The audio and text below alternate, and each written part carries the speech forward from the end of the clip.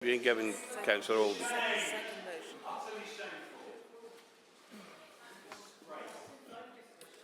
So we now move on to the second motion. Could I also ask that when you present the motion that you clearly state, I move the motion as set in today's papers. I call upon Councillor Cllr Hunt to move the motion to which he has given notice.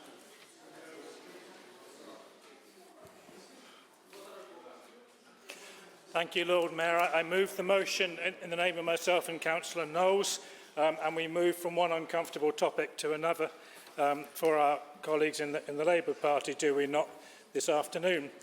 The Chancellor, Rachel Reeves, has had a bit of a problem on her hands, hasn't she? And what's happening puts the age of austerity into shadow. And I'm not going to gloat. I will merely offer empathy to that side. Some of us have been there, but what we're seeing is far worse, far steeper and far deeper than anything we saw in the noughties in terms of cuts to the welfare budget. And also to other... Hunt, can you hold on a minute? Can we please have a little bit of silence, please? Thank you. No problem, please Lord continue. Mayor. I understand a number of colleagues don't wish to be seen voting on this motion either. We understand that. It's a very difficult topic, very difficult for people who have preached against austerity for 15 years to have to face the reality of their own government delivering austerity of a much, much worse kind. Circumstances are very difficult. They'd be very difficult for any government in place. Nobody a year ago really believed that Donald Trump would get elected in America.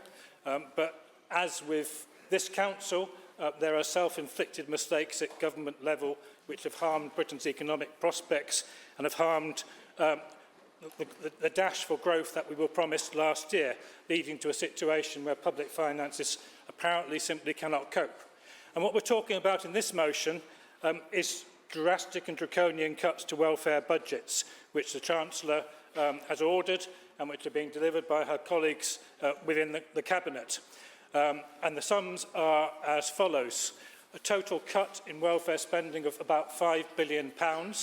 Of that £5 billion, about £4 billion is to come from one budget, personal independence payments. The government had hoped for in the region of £7 billion, but it's told it can't budget for it, but it's unlikely to get it. Our motion is conciliatory for several reasons. One of the reasons it's conciliatory is because we do have to act together when the country is in crisis and when our citizens are in crisis and when our residents are in crisis, and we have to act and respond as a council to do the best we can for people who are suffering. And the reality is, we know, those of us who have been councillors for a long time, every time there's a squeeze on benefits, the people who slip through the gaps come to our advice bureaus. Every time we see them, every time we see that the bureaucracy fails to cope with what it's being asked to do, we see people being driven into destitution and despair because they're put into bureaucratic systems which do not understand their circumstances. Now, what's being proposed in the present proposal is to deliver that £4 billion cuts in personal independent payments. And if you look at the numbers, currently 3 million people receiving these payments. And according to the Green Paper, it's projected to rise to 4.2 million. Billion is a money, million is a people, 4.2 million by the end of the decade. So we're looking at a cut of about a third of those claiming personal independence payments. And there's been a lot of talk and rhetoric around this and a lot of mixing up different issues, because clearly there are issues about welfare, there are issues about mental health in particular which have come to the fore, and there's been quite a lot of focus on the mental health of the younger generation and young adults, and there's some numbers in the government figures around the younger generation.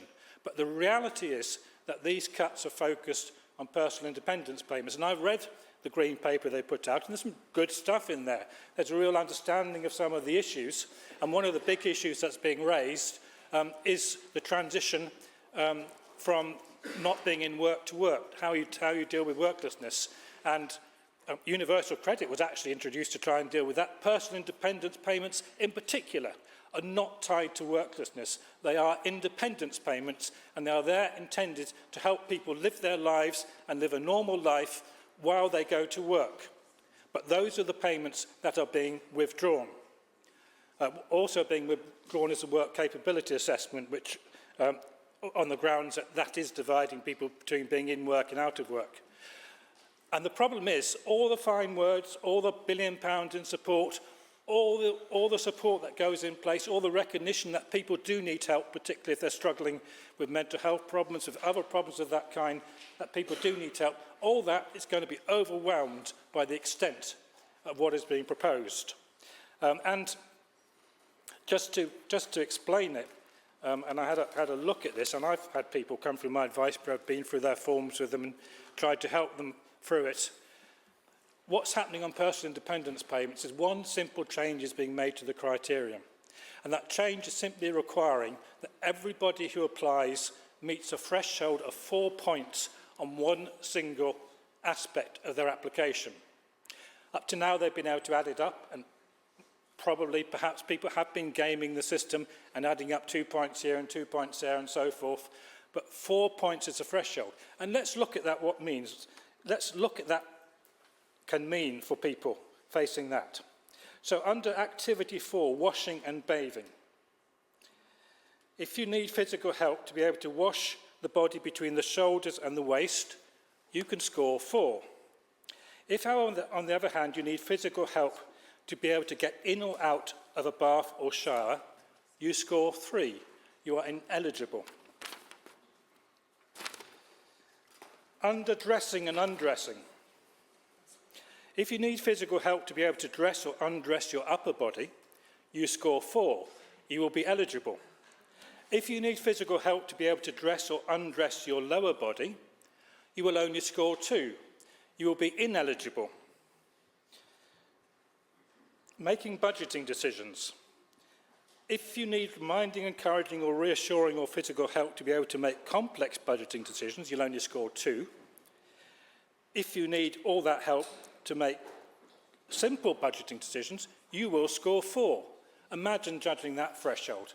Imagine the problems that's going to cause.